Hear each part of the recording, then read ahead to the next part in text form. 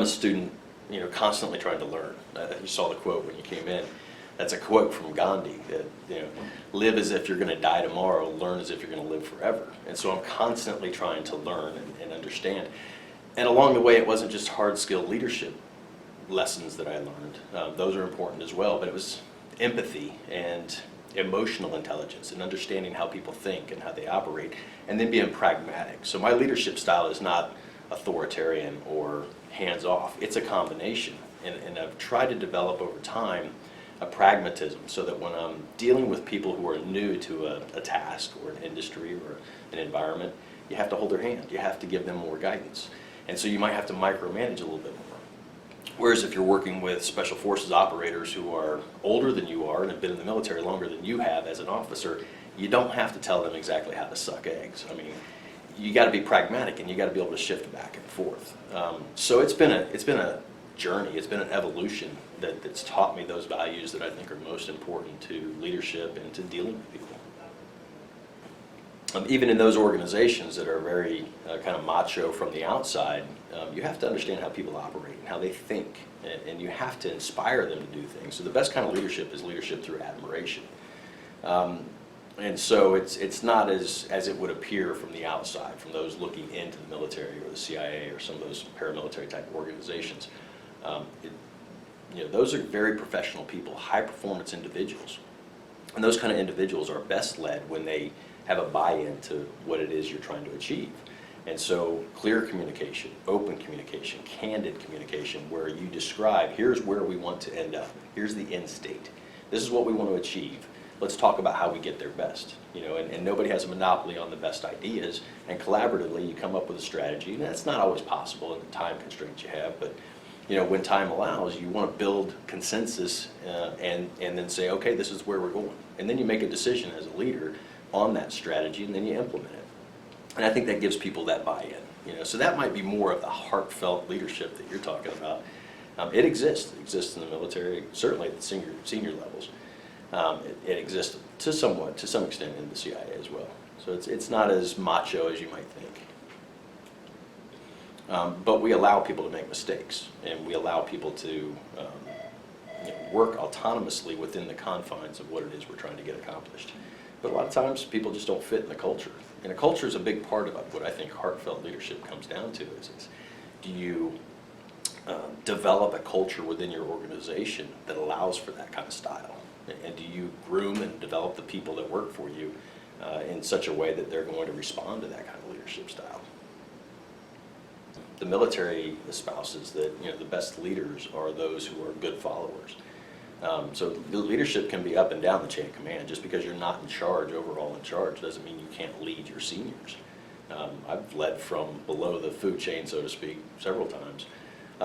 And there, I think it takes even more patience, because you don't have the authority to say this is the way we're going to do it. You have to influence more. And I think that goes to the heart of some of the heartfelt leadership that you're talking about. It's influence. It's the ability to influence people, to buy into whatever your position is or whatever direction you want to go. Yeah, certainly in the military. I mean, when I was a brand new second lieutenant in the infantry in the 101st Airborne Division, developing my skills. And you have non-commissioned officers, sergeants, that are much more seasoned and experienced than you are as a brand new lieutenant fresh out of college, coming out of ROTC. And so, there were times where I thought, this is the military, like you said, that stereotype of, hard charge, it's my way or the highway kind of stuff. And that didn't always play well. Certainly when you have no experience as a young adult and you're saying this is the way we're going to do it, it doesn't always fall on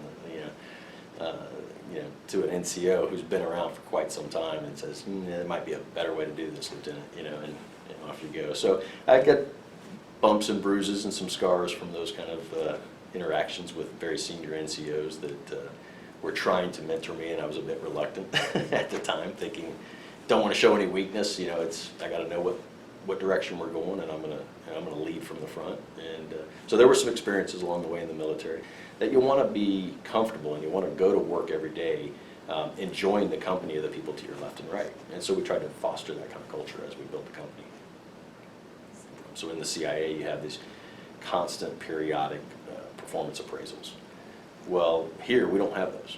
I mean, you know daily whether you're doing a good job or not. And by virtue of the fact that you're getting a paycheck means you're probably doing a pretty good job. There's always, counseling and critique and criticism that comes on, but that should come every single day as a manager is mentoring a subordinate, and it does here. So we don't have these fill the blank, circle the dot, the bubble, and try to figure out whether somebody's meeting performance requirements or not. If you're still here the next day, and you're probably doing what you're supposed to be doing. So that's an example of what we decided not to do, was some long drawn-out performance appraisal that gets filled out once a quarter or twice a year and goes into a file and never gets looked at again. Do you have a performance appraisal system, or is it really, it's every day? It's every single day, yeah. And nobody is in charge of more than 4 people. You can't effectively lead, mentor, and develop more than 4 or 5 direct reports. So nobody has more than 4 or 5 direct reports in this company. How did you learn that? Just by experience. Part of it comes from the doctrine of the military. So in the military, if you look at the line and block diagram of any organization, there's usually 4 or 5 direct subordinates that are working for any one commander. A battalion commander has 3 or 4 company commanders and maybe a couple of specialty folks, and then an XO who runs the staff. And the staff is 5 or 6 people. Likewise on the other side of that, I saw at the CIA where one manager would have 20 people working for him, and it was completely dysfunctional. So it was an example of, or it was a result of seeing examples on, both good and bad, on both sides of that coin, to what works and what doesn't work. And so I just, created this in reflection to what I thought worked along the way. Going back to the initial premise with the Heartfelt Leadership, I mean, I've got a very collaborative, inclusive approach to developing strategy. So I always kind of seek out the input from everybody around me, because I want the best plan in place.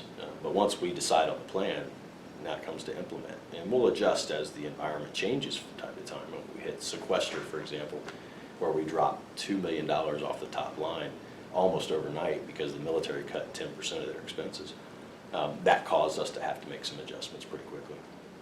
But if things aren't working, my advice would be step back and try to analyze why they're not working. And start with yourself. Is it you and your leadership style? Is it your inability to communicate?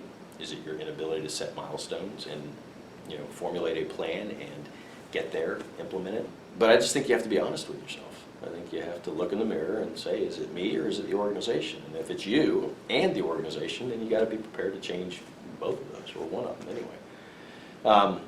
So I would step back and do some self-evaluation, self-analysis, and a gut check, and then look at the organization. Are the right people in the right places? So I wouldn't associate heartfelt leadership with being soft. I think it's just more emotionally attached, more empathetic to the people around you, and perhaps a realization that you don't know everything. You're not necessarily the smartest guy in the room, and if you want the organization to thrive, then you have to get the buy-in of everybody involved. And so that's kind of how I would define it, I think. I'm going to ask you a different kind of a question. Okay. Take you down a little different path. Have you ever felt in a situation, whether it was here or in the military or the CIA, have you ever felt you were indispensable? Yeah, in the early days of the company, when it was me and 3 or 4 people, and I was the accountant, and I was the marketeer, and I was, business development and writing proposals. Yeah, I think, and leading the organization and being the thrust behind it, working 18 hours a day when, there was a time when I think any entrepreneur that you talk to would agree, there's a time where your passion, your skill, your dedication is critical to the survival of the company. Most companies fail after 2 years, or within 2 years. We'll be 11 years old in February. So we passed that milestone, and we figured out how to model a company to be profitable even in some of the harshest regulatory burdens and tax regime that we've seen in many, many years. So yeah, it's been an interesting journey, certainly. So you talk about passion.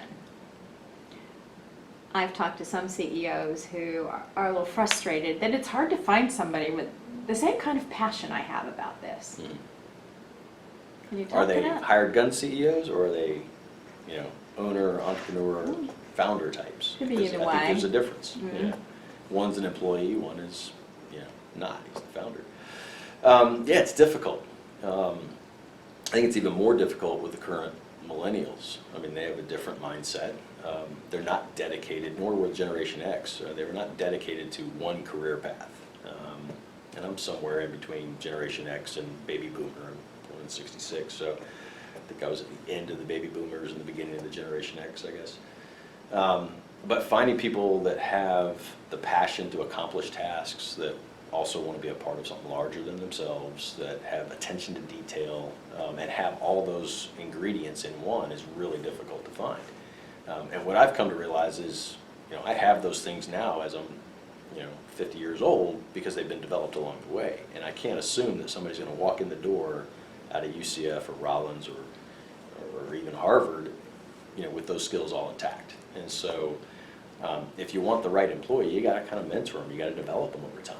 And so that's what I found out. It's difficult to find people that have the same level of passion when they may or may not be rewarded with the same kind of benefits that an owner gets. So, the harder I work as an entrepreneur and as an owner of a company, if I see that that's directly related to profitability, well, the harder I work, the more money I make. That's not necessarily the case if somebody's making 20 or 30 or 40 bucks an hour and punching in 8 hours a day.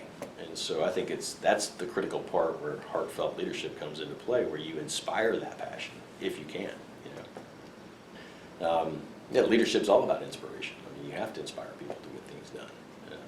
And yet part of that's a paycheck, part of it's, reward and punishment system. Some of it's inspirational, and some of it's through admiration, some of it's out of fear, of losing a job or, being fired. But whatever that right mix is, you better figure it out pretty quick, especially if you're the CEO. I think just being grounded, but I think that's come out in our dialogue, just being grounded and understanding who you are, I think is critical to being able to lead people. If you don't know who you are, I don't think you can really effectively lead others. And not allowing yourself to be a catalyst for an organization that just says yes, that just wants to please.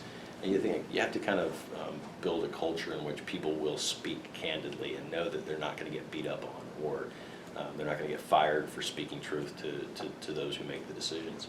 And so that's been pretty critical, I think, along the way, is being able to know who I am so that I can effectively lead the people around me.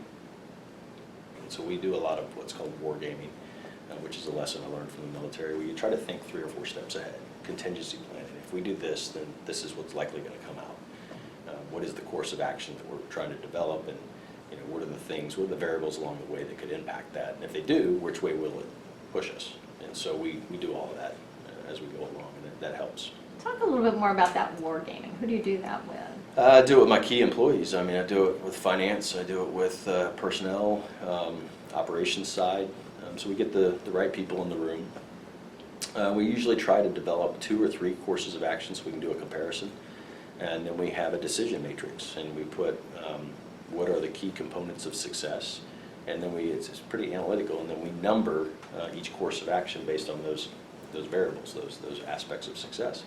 And it's a numbers game. And a lot of times it's intuitive, and you may not get the number you want, but there's reasons why you make a decision that you make, and you go a different way. But usually, if you're honest in the system, the numbers will tell you which way to go. A lot of times what in the military they'll do is, if they don't get the result they want, they'll weight the numbers. This is more critical success, so let's make that times 2. And then you get the number you want when you go back and recalculate. But those are basic lessons of the military decision-making process that I learned as a young officer, and have just served me well in running the business.